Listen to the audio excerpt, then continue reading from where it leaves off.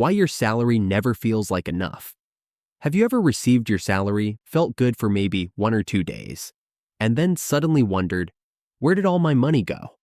You worked the entire month, you got paid, you didn't buy a luxury car, you didn't take an expensive vacation, and somehow your money is almost gone. Here's the strange part. This can still happen even when your salary increases.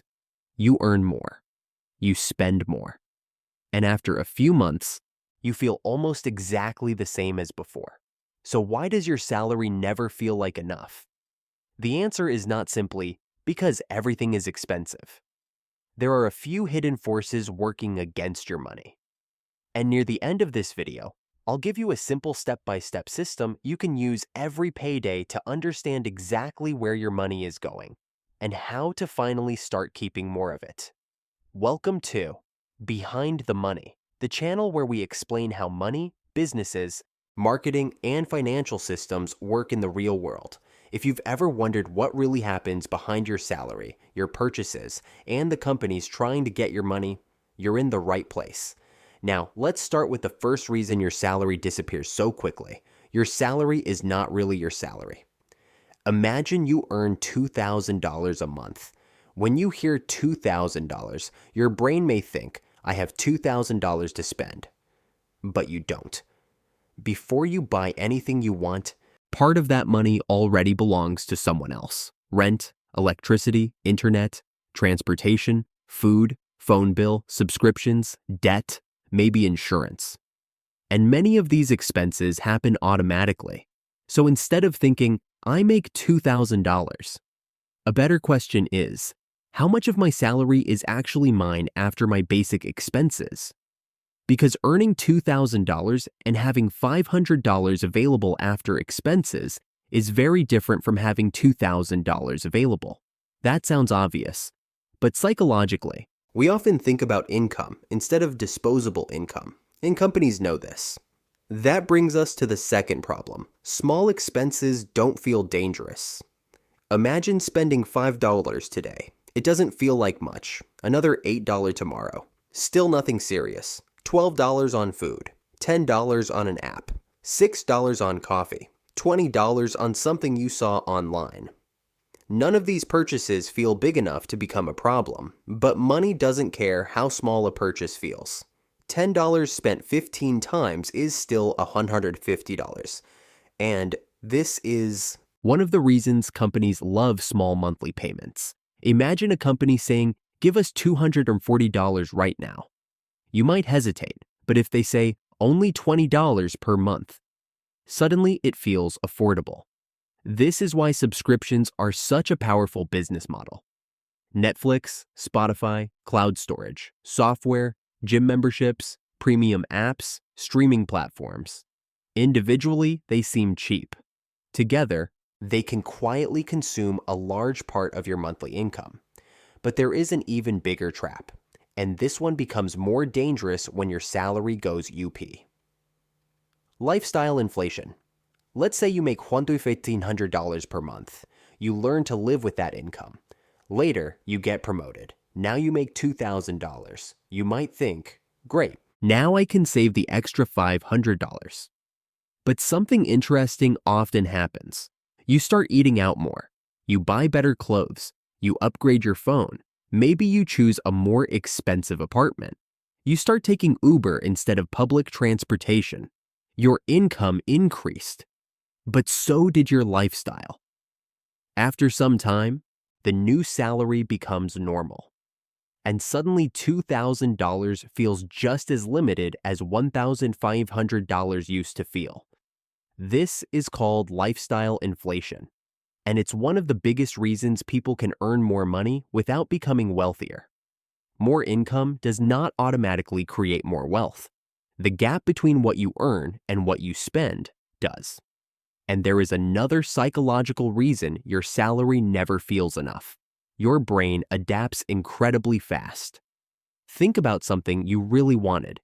Maybe a new phone, new clothes, a computer, a car. You imagined how great it would feel to finally have it.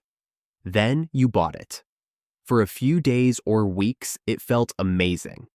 Then it became normal. Humans are extremely good at adapting. What once felt luxurious can quickly become your new standard. And once something becomes part of your standard of living, losing it feels much worse than never having it. This creates a dangerous cycle. You earn more, you upgrade your lifestyle, you adapt, you want something better, you spend more, then you need another salary increase. And the cycle starts again. So what do you actually do about this? Here is the practical part. The 5-step payday system. Next time you receive your salary, do this before you start spending. Step 1. Find your real income. Write down exactly how much money actually enters your account after taxes and deductions. Not your advertised salary, not your annual salary, the amount you can actually use. Let's say it's $2,000. Step 2. Subtract your survival expenses. Now list expenses you genuinely need: housing, basic food, transportation, electricity, water, phone, minimum debt payments. Let's say all of this costs $100 or $200. Now you know something important. Your real flexible income is not $2,000, it's $800. Step 3. Find the invisible expenses. Open your bank account or credit card history. Look at the last 30 days. Search for subscriptions, delivery fees, impulse purchases, small daily expenses, apps, entertainment, convenience spending. Don't judge yourself, just calculate it. You may discover that hundreds of dollars disappear through purchases you barely remember. Step 4. Pay your future self first. Most people do this. Salary, expenses, entertainment. Maybe save what's left, but usually nothing is left. Try reversing the process. Salary, save, invest, expenses, lifestyle. Even if you start with 5%, if you earn $2,000, that's $100. Move it before your lifestyle gets a chance to consume it. The percentage can increase later. The important thing is creating the habit. Step 5. Keep part of every raise. This may be the most important step. If your income increases, don't immediately upgrade your entire lifestyle. Imagine your salary increases by $500. Instead of spending all $500, maybe increase your lifestyle by $200 and save or invest the other $300. You still enjoy your higher income, but your financial life also improves. This is how salary increases can actually change your future instead of simply creating more expensive bills. And here's the idea I want you to remember. Being wealthy is not only about how much money enters your life, it's also about how much money stays. Someone earning $3,000 and keeping $700 every month may build more wealth than someone earning $6,000 and spending $6,000. Your salary matters. Increasing your income matters. But without controlling lifestyle, inflation, and understanding where your money goes, almost any salary can eventually start feeling small. So the next time you get paid, don't ask, "What can I buy this month?" Ask, "How much of this money can I keep?" That one question can completely change the way you think about your salary. And here's your challenge. Before your next payday, check your last 30 days of spending and find 3 expenses you barely remember making. Add them together. The result may surprise you. If you enjoyed this video, subscribe to Behind the Money. Here, we explain the systems behind money, business, marketing, and the decisions companies make every day. And in the next video, we're going to answer another question most people never think about. Why do companies price something at $9.99 instead of simply charging $10? It looks like just 1 cent, but the psychology behind it is worth much more.